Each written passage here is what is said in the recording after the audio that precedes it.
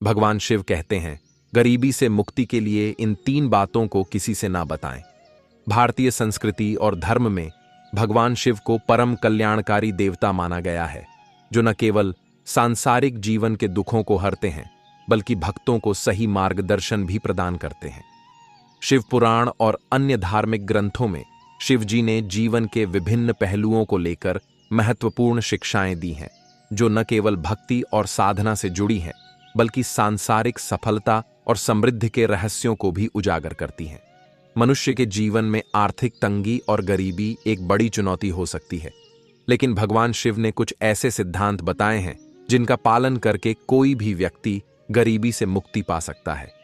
शिव जी के अनुसार धन, सफलता और समृद्धि प्राप्त करने के लिए कुछ महत्वपूर्ण बातें हैं जिन्हें गुप्त रखना बेहद आवश्यक है। यदि इन बातों को दूसरों के साथ साझा किया जाए तो न केवल सफलता में बाधा आती है, बल्कि आर्थिक स्थिति भी प्रभावित हो सकती है। भगवान शिव के बताए अनुसार गरीबी से मुक्ति के लिए 3 मुख्य बातें ऐसी हैं जिन्हें किसी से भी साझा नहीं करना चाहिए। ये बातें व्यक्ति की आंतरिक शक्ति, प्रयासों और योजनाओं से संबंधित होती हैं, जो जीवन में सकारात्मक परिवर्तन ला सकती हैं। यदि हम इन बातों को अपने तक सीमित रखते हैं तो यह न केवल हमारे आत्मविश्वास को बढ़ाता है, बल्कि हमारे लक्ष्य प्राप्ति की संभावनाओं को भी मजबूत करता है।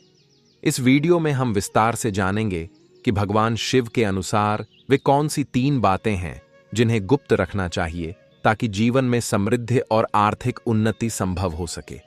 हम इन बिंदुओं को गहराई से समझेंगे और यह जानेंगे कि ये शिक्षाएं आज के जीवन में कैसे लागू की जा सकती हैं। अगर आप गरीबी से मुक्ति चाहते हैं और अपने जीवन को खुशहाल बनाना चाहते हैं, तो भगवान शिव के इन अनमोल वचनों को आत्मसात करना बेहद जरूरी है। आइए जानते हैं कि भगवान शिव की इन शिक्षाओं का हमारे जीवन में क्या महत्व है और कैसे ये 3 रहस्य हमें आर्थिक समृद्धि की ओर ले जा सकते हैं। एक समय की बात है, कैलाश पर्वत पर भगवान भोलेनाथ के साथ माता पार्वती भी उनके पास में ही विराजमान थी। चारों तरफ एक दिव्य आभा का विश्लेषण था, जो चित्त को मोहित कर रहा था। सुंदर सुवर्ण जैसा प्रकाश चारों तरफ फैला हुआ था। तभी भगवान भोलेनाथ ने माता पार्वती से कहा, हे देवी पार्वती, यदि मनुष्य अपने इस जीवन में यह 3 बातें याद कर ले और वह मानव इन बातों को कभी भी किसी को भी ना बताए, तो देखते ही धनवान वह बन जाएगा। अगर घर में पहले से ही धन है तो यह 3 बातें कभी किसी को नहीं बताना, इससे वह इंसान कभी भी गरीब नहीं रहता। अब माता पार्वती कहती हैं, हे प्राणनाथ, वह कौन सी 3 बातें हैं जिसे जान लेने से इंसान को कभी भी गरीबी का सामना नहीं करना पड़ता? ऐसी कौन सी अनमोल बातें हैं जिन्हें आज आप हमारे साथ साझा करने वाले हैं? अब भगवान भोलेनाथ कहते हैं, हे देवी, कृपया आप इस कहानी को ध्यान से सुने। एक समय की बात है, एक नगर में एक गरीब आदमी रहता था। उसका नाम जगमोहन था।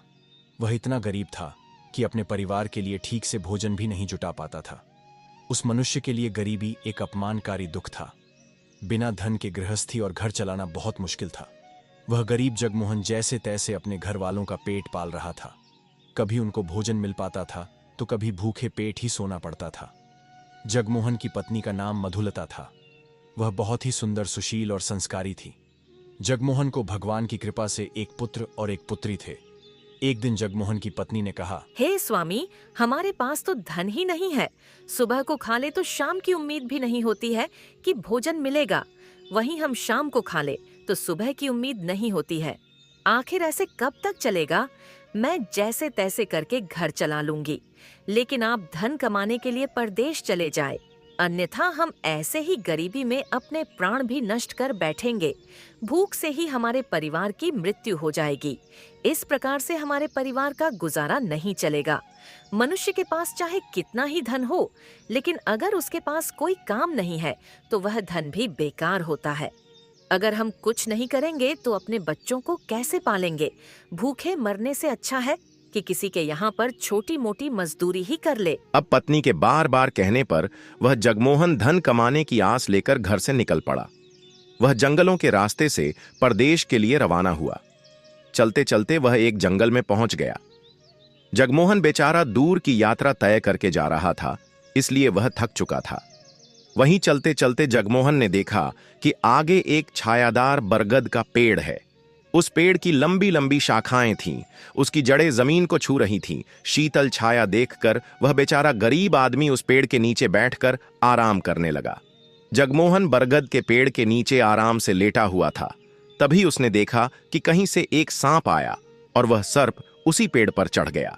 जगमोहन उस सर्प को गौर से देख रहा था। तब वह सोचने लगा कि यह सर्प इस बरगद पर क्यों चढ़ रहा है और अब यह क्या करेगा।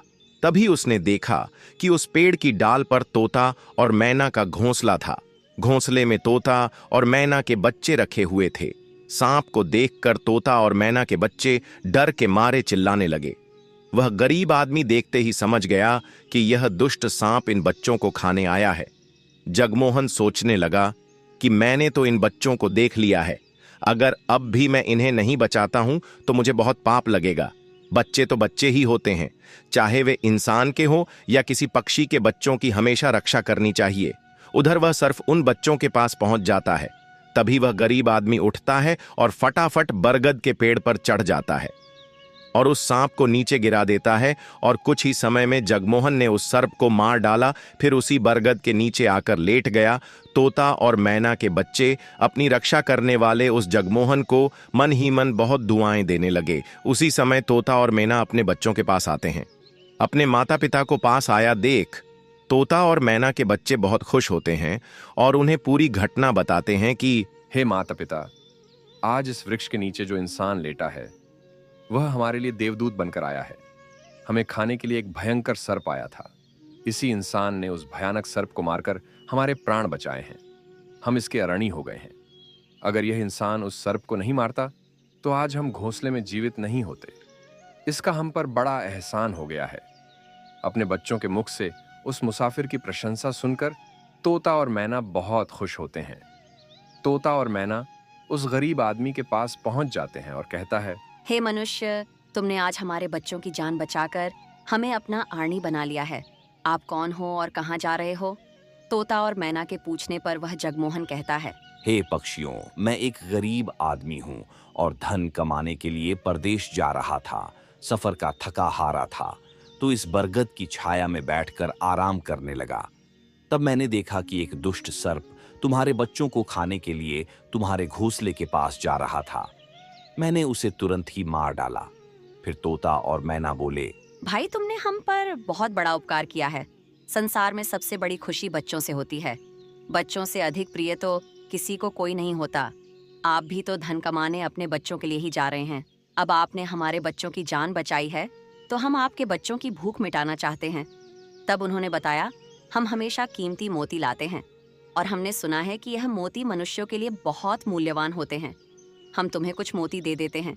तुम उन्हें बेचकर बाजार से कुछ खाने पीने का सामान ले आओ और आज से तुम यहीं रहकर हमारे बच्चों की देखभाल करते रहना। हम तुम्हें इसी तरह से रोज कीमती मोती लाकर देते रहेंगे। तोता और मैना की बात सुनकर जगमोहन खुश हो गया। वह तो अब सोचता है कि अगर हमें यहीं धन मिलेगा तो हम बाहर क्यों जाएंगे। अब जगमोहन तोता से कुछ मोती लेकर बाजार गया और अपने खाने पीने का सामान खरीद लाया। उस वृक्ष के नीचे उसने एक झोपड़ी बना ली और वहीं रहने लगा और तोता मैना के बच्चों की देखभाल करने लगा। अब तो तोता और मैना निश्चिंत हो गए। उन्हें उनके बच्चों की रक्षा करने वाला मिल गया था।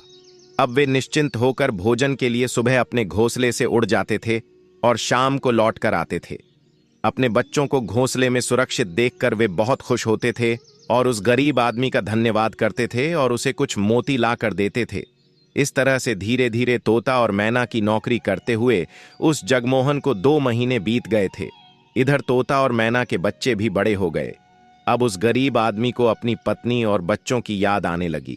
एक दिन उसने तोता और मैना से कहा कि हम अपने घर जाना चाहते हैं, पता नहीं हमारी पत्नी और बच्चे कैसे हैं। तब तोता और मैना बोले, हे भाई, अब तुम निश्चिंत होकर अपने घर जाओ और अपने बच्चों के साथ रहो। हमारे बच्चे भी अब उड़ने के काबिल हो गए हैं। अब कोई भय नहीं है। तुम अपनी पत्नी और बच्चों को देखो। कभी तुम्हें हमसे मिलने का मन हो तो इसी स्थान पर आ जाना। इतना कहकर तोता और मैना जगमोहन को ढेर सारे मोती दे देते हैं। अब वह जगमोहन उन मोतियों को अपने साथ लेकर अपने घर पहुंच जाता है। उसने वह मोती अपनी पत्नी को दिखाए तो उसकी पत्नी बहुत प्रसन्न हुई उसने पूछा, हे पतिदेव, तुम यह कीमती मोती कहाँ से लेकर आए हो? यह तो देखने में बहुत ही सुंदर है और बहुत कीमती भी जान पड़ रहे हैं। तब जगमोहन ने बताया, हे प्रिय, मैं बीते 2 महीने से एक तोता और मैना के यहाँ पर मैं नौकरी कर रहा था। उन्हीं ने मुझे यह कीमती मोती दिए हैं।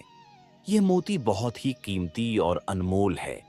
इन्हें बेचकर हम अपना घर बनवाएंगे, अपने बच्चों को अच्छे वस्त्र लाकर देंगे और तुम्हारे लिए भी नए नए गहने बनवाएंगे। अब जगमोहन उन मोतियों को बेचकर उसने अपने लिए एक नया घर बनवाता है और वह आराम की जिंदगी जीने लगता है। उस नगर के राजा प्रताप सिंह एक अजीब रोग से ग्रसित थे। नगर में दूर दूर से बड़े बड़े वैद्य राजा को देखने आए और अपने अपने तरीके उन्होंने राजा का उपचार किया, लेकिन राजा के स्वास्थ्य में कोई सुधार नहीं हुआ। जब किसी के इलाज से राजा ठीक नहीं हुए, एक दिन राजा के पास एक दूसरा वैद्य आया और उसने राजा को दूर से ही देखकर कहा, महाराज, आपकी जिंदगी बच सकती है, परंतु अगर आपको तोते के बच्चे का मांस मिल जाए तो आप हमेशा के लिए ठीक हो सकते हैं। इस प्रकार वैद्य की बात सुनकर राजा प्रताप सिंह ने अपने राज्य में घोषणा करवा दी कि जो कोई उसे तोता लाकर देगा उसे सोने के सिक्के दिए जाएंगे। अब धीरे धीरे यह बात पूरे राज्य में फैल गई। सब लोग तोते की तलाश में इधर उधर लग गए, पर किसी को भी तोता नहीं मिला। एक दिन जगमोहन की पत्नी ने अपने पड़ोस में कुछ स्त्रियों को एक साथ बैठकर बात करते हुए सुना। वहां पर कुछ घर गृहस्थी की बातें हो रही थीं। बातों ही बातों में तोते की चर्चा छिड़ गई। एक स्त्री बोली, बहन, क्या तुम्हें पता है कि राजा साहब ने तोते का बच्चा लाने का आदेश दिया है? तोता लाना कोई आसान काम नहीं है। कौन तोता लाकर देगा? लेकिन एक बात जरूर याद रखना, जो भी राजा साहब को तोता लाकर देगा, राजा उसे बहुत सा सोना देंगे। जब जगमोहन की पत्नी ने सुना कि राजा साहब बीमार हैं और उन्होंने घोषणा की है कि जो कोई उन्हें तोते का बच्चा लाकर देगा उसे सोने के सिक्कों से मालामाल कर देंगे, यह सुनकर उस गरीब आदमी की पत्नी ने कहा, अरे बहनों, तोता लाना कौन सी बड़ी बात है? मेरे पति तो 2 महीने से तोता और मैना के यहाँ पर नौकरी करके आए हैं। वह एक नहीं, कई तोते ला सकते हैं। मैं आज ही उनसे तोते का बच्चा लाकर उसे राजा को देने को कहूंगा। इतना कहने के बाद वह अपने घर चली गई। नगर की स्त्रियों ने उसकी बात सुनी और अपने पतियों से बताई। धीरे धीरे यह बात पूरे नगर में आग की तरह फैल गई। राजा ने भी सुना कि उनके राज्य में एक व्यक्ति है जो तोता और मैना के पास नौकरी करके आया है। राजा ने अपने सैनिकों को आदेश दिया कि हे सैनिकों, उस आदमी को पकड़ कर लाएं और उससे कहे कि वह एक तोते का बच्चा लाकर हमें दे। राजा ने कहा, इसके बदले हम उसे मुंहमान इनाम देंगे। जब जगमोहन को पकड़ के राजा के सामने लाया गया, तब राजा ने उससे तोते का बच्चा लाने को कहा, तो यह सुनकर जगमोहन घबरा गया और बोला, महाराज, आप मेरे प्राण ले लो, पर मैं आपको तोते का बच्चा लाकर नहीं दे सकता। मैंने तो उनकी जान बचाई थी। एक रक्षक भक्षक कैसे बन सकता?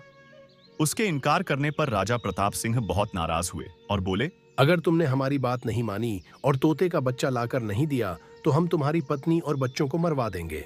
मित्रों, अब भगवान भोलेनाथ कहते हैं, हे देवी पार्वती, मनुष्य सबसे ज्यादा कमजोर तब पड़ता है जब उसके बच्चों की सुरक्षा की बात आती है। ऐसे में वह कुछ भी करने को मजबूर हो जाता है। राजा की बात सुनकर वह जगमोहन बहुत घबरा गया। उसने सोचा कि अब मुझे किसी भी तरह तोते का बच्चा लाकर राजा को देना ही होगा। वह घर आया और अपनी पत्नी को डांटने लगा।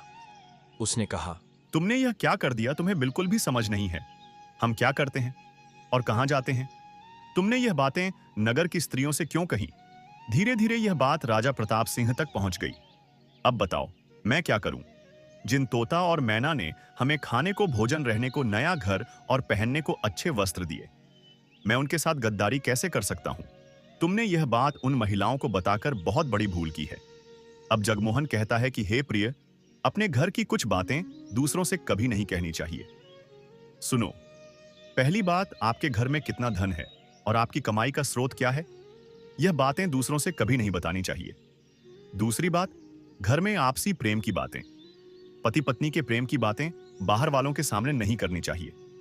तीसरी बात, आपसी लड़ाई, झगड़े, मतभेद, मान अपमान की बातें कभी दूसरों के सामने नहीं करनी चाहिए, वरना लोग हमारी गुप्त बातें जानकर उसे हमारी कमजोरी को समझकर हमारा फायदा उठाते हैं। चौथी बात, अपनी कमजोरी दूसरों के सामने कभी नहीं बतानी चाहिए और अपनी उन्नति का राज किसी को नहीं बताना चाहिए।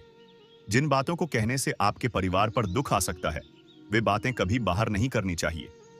खासकर उन बातों को अपनी स्त्री से ना कहे जिन बातों से घर की मान प्रतिष्ठा नष्ट होती हो, परिवार पर संकट आता हो, किसी की जान जाती हो, परिवार में फूट पड़ती हो या आपके रिश्ते खराब होते हो, क्योंकि कहते हैं कि स्त्रियों के पेट में इस तरह की बातें नहीं पचती हैं। अब जगमोहन बोला, हे प्रिय, तुम्हारी यह गलती आज हमारे परिवार को मौत के मुंह में डाल रही है। यदि तुमने इस बात को छुपा लिया होता तो आज हम निर्भय होकर अपने घर में आनंद की जिंदगी जी रहे होते।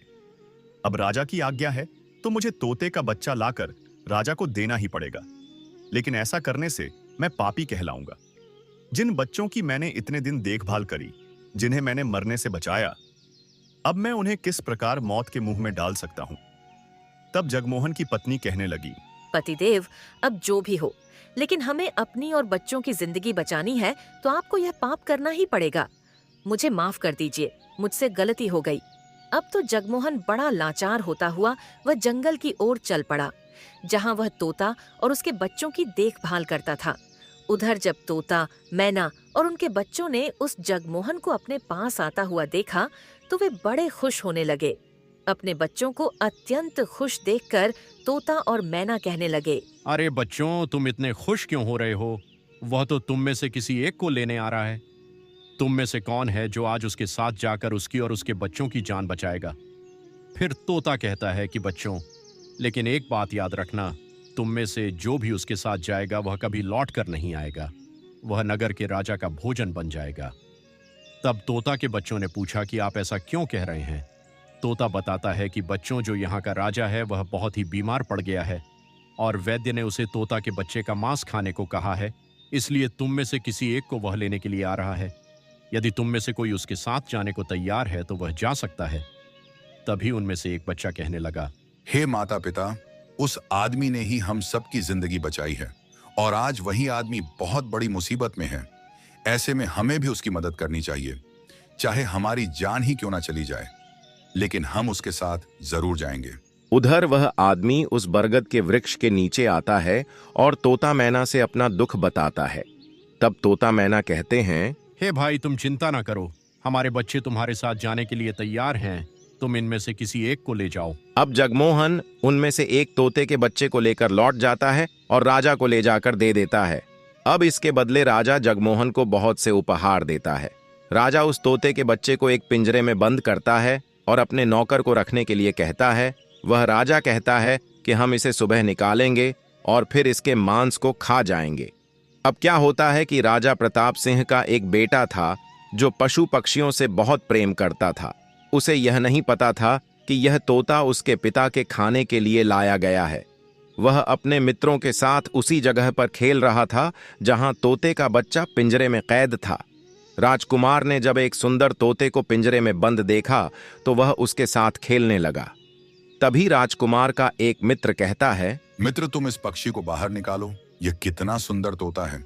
पिंजरे में इसका रहना बिल्कुल सही नहीं है, हम इसे आजाद कर देते हैं। अपने मित्र की बातें सुनने के बाद राजकुमार ने उस तोते के बच्चे को पिंजरे से बाहर निकाल दिया। जैसे ही वह पिंजरा खोलता है, तोते का बच्चा आकाश में उड़ जाता है। धीरे धीरे यह बात राजा तक जब पहुंची कि आपके राजकुमार ने उस तोते को छोड़ दिया है, अब आपके प्राण बचाना बड़ा ही मुश्किल है। यह सुनकर राजा को बहुत गुस्सा आया। उन्होंने तुरंत राजकुमार को बुलाया और गुस्से में कहा, अरे नादान पुत्र, तूने उस तोते के बच्चे को क्यों छोड़ दिया? तुझे पता भी है वह कितनी मुश्किल से मुझे मिला था। राजकुमार बहुत घबरा गया और बोला, पिताजी, मुझे क्या पता था कि वह उड़ जाएगा, मैं तो उसके साथ खेलना चाहता था।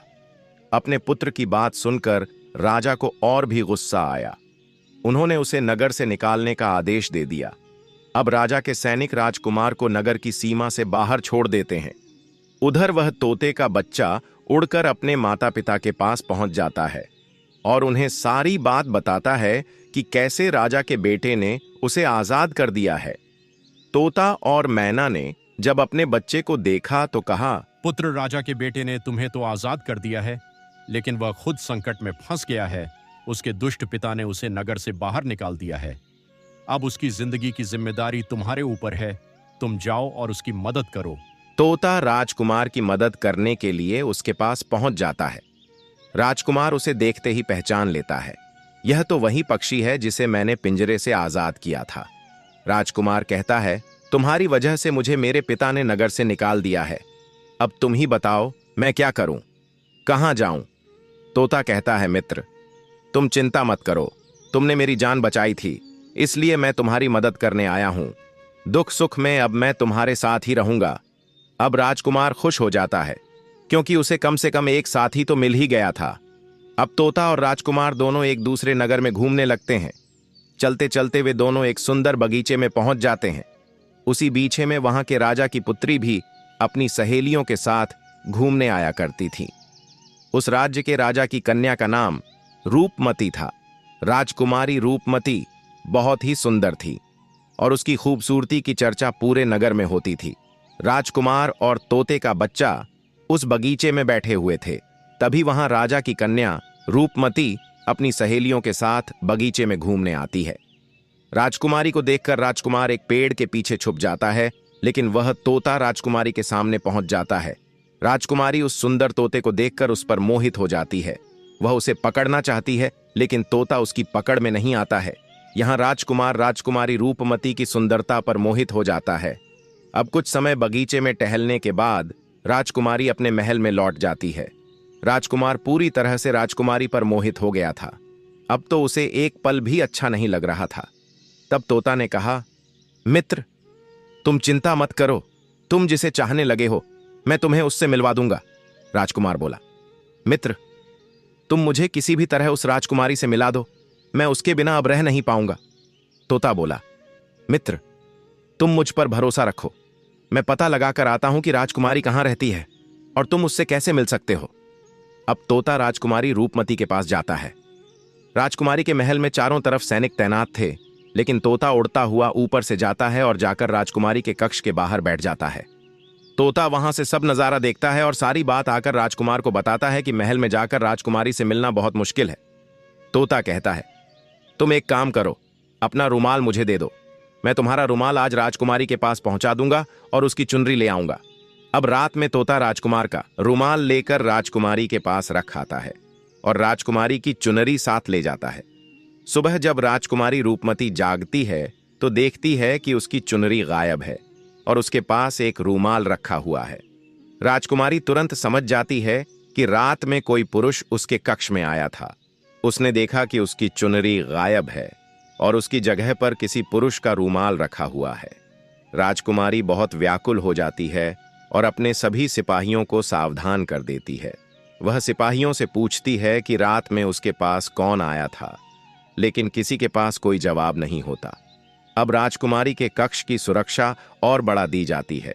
अगली रात फिर से तोता राजकुमारी के कक्ष में जाता है और अपने मित्र द्वारा लिखी हुई चिट्ठी को राजकुमारी के पास रखा आता है।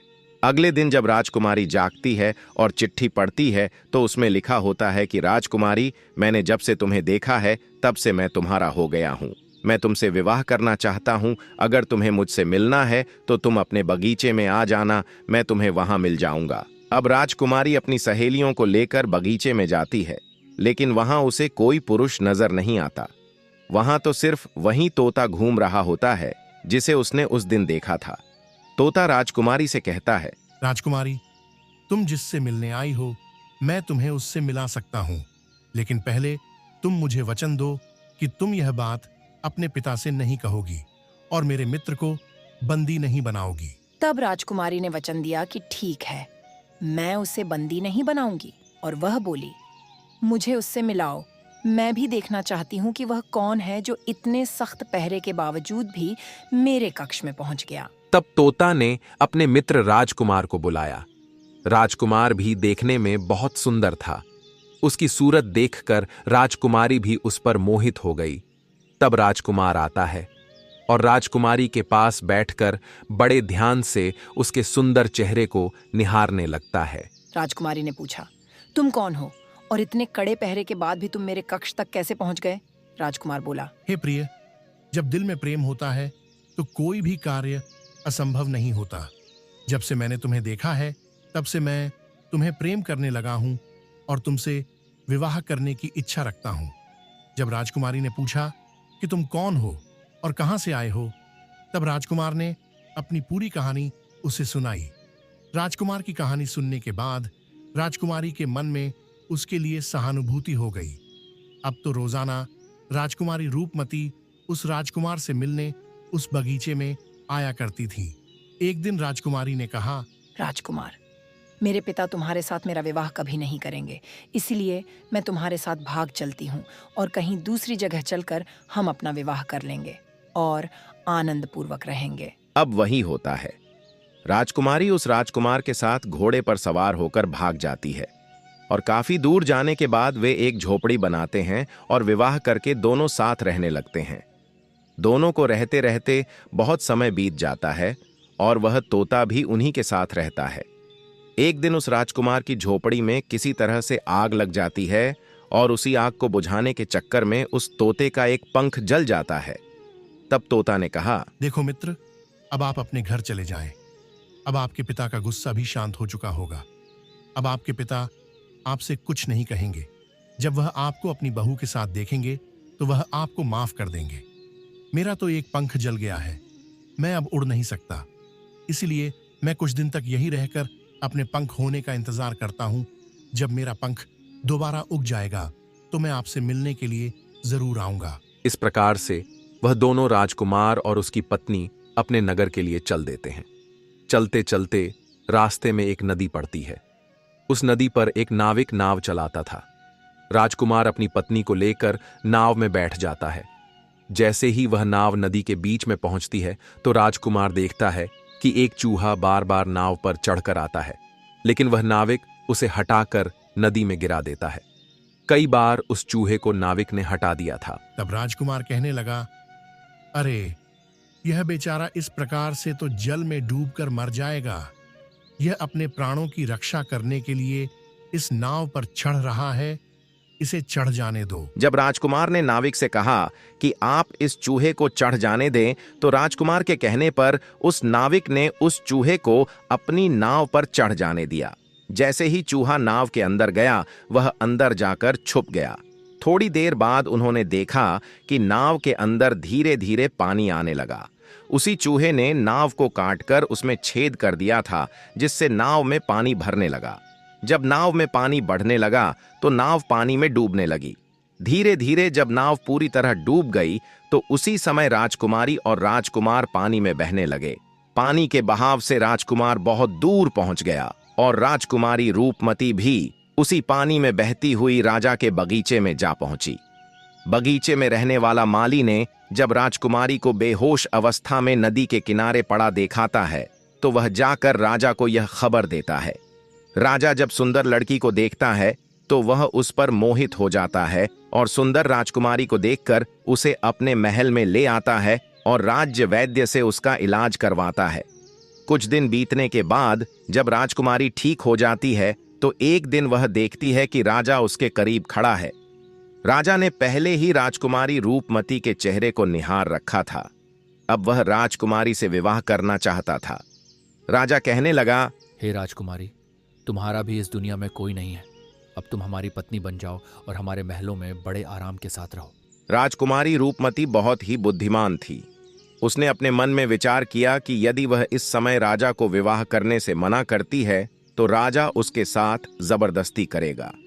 इसलिए उसने राजा से कुछ दिनों का समय मांग लिया। रूपमती बोली, राजा साहब, थोड़े दिन ठहर जाओ, उसके बाद मैं तुमसे विवाह कर लूंगी। अब राजकुमारी उसी राजा के महल में रहने लगी और गरीब असहाय लोगों को भोजन करवाने लगी। उधर अब क्या होता है, उसका जो पति था, राजकुमार जो पानी में बह गया था, वह बेचारा मुसीबत का मारा हुआ इधर उधर घूमता हुआ उसी जगह पर भोजन की तलाश में पहुंच जाता है। जहां राजकुमारी गरीबों को भोजन कराती थी, वहीं राजकुमार भी पहुंच गया। राजकुमारी ने उसे देखते ही पहचान लिया और उसकी आंखों में आंसू आ गए। राजकुमारी ने राजकुमार को एकांत में बुलाया और सारी बात बताई। उसने कहा, हे स्वामी, आप यहाँ आराम से रहिए और इसी राजा की नौकरी कीजिए। जब हमें मौका मिलेगा तब हम यहाँ से भाग चलेंगे। राजकुमार उसकी बात से सहमत हो गया और राजा का नौकर बनकर महल में रहने लगा। वह राजकुमारी रूपमती की सहायता करने लगा और गरीबों को भोजन परोसने लगा। लेकिन राजा को यह नहीं पता था कि राजकुमार उसका पति है। राजा तो उसे अपना नौकर समझता रहा था। इस प्रकार राजकुमारी रूपमती राजकुमार के साथ पक्षियों को दाना चुगाती थी। एक दिन वहीं तोता राजकुमारी के यहां दाना चुगने आया। अब उसके नए पंख निकल आए थे। जब उसने राजकुमार और राजकुमारी को देखा तो उसने देखते ही दोनों को पहचान लिया।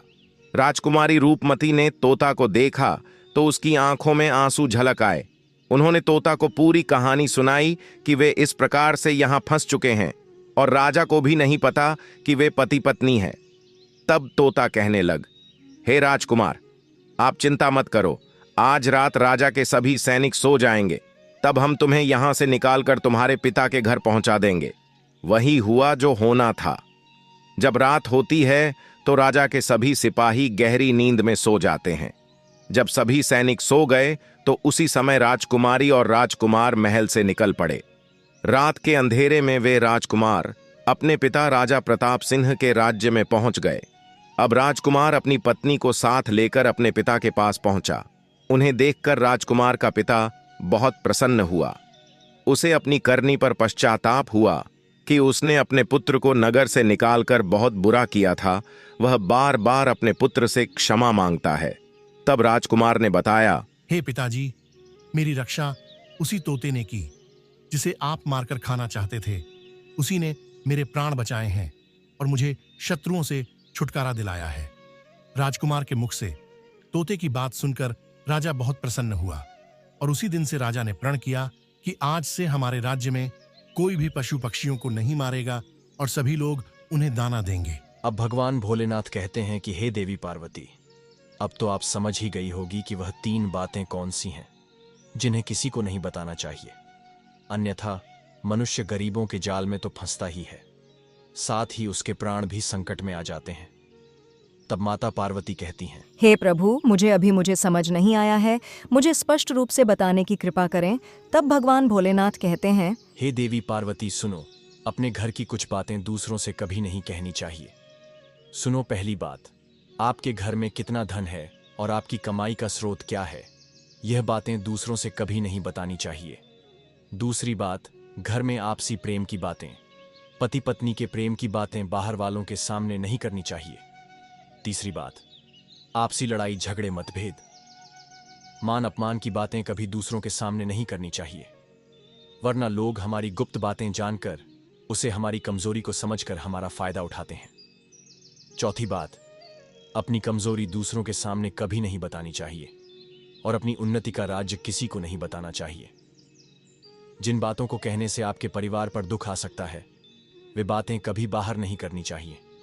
खासकर उन बातों को अपनी स्त्री से न कहें जिन बातों से घर की मान प्रतिष्ठा नष्ट होती हो, परिवार पर संकट आता हो, किसी की जान जाती हो, परिवार में फूट पड़ती हो या आपके रिश्ते खराब होते हो, क्योंकि कहते हैं कि स्त्रियों के पेट में इस तरह की बातें नहीं पचती हैं। इन बातों को हमेशा ध्यान में रखना चाहिए, अन्यथा मनुष्य गरीबी के माया जाल में हमेशा फंसता ही रहेगा। अब ये बात माता पार्वती को भी समझ में आ जाती है। आशा करते हैं मित्रों, आपको हमारा ये वीडियो पसंद आया होगा। अगर आपको हमारा ये वीडियो पसंद आया है तो इस वीडियो को लाइक करें।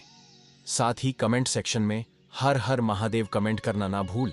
जो लोग चैनल पर नए हैं, इस चैनल को सब्सक्राइब भी अवश्य कर ले। बाकी मित्रों, आप सभी लोगों का वीडियो को यहाँ तक देखने के लिए दिल से धन्यवाद।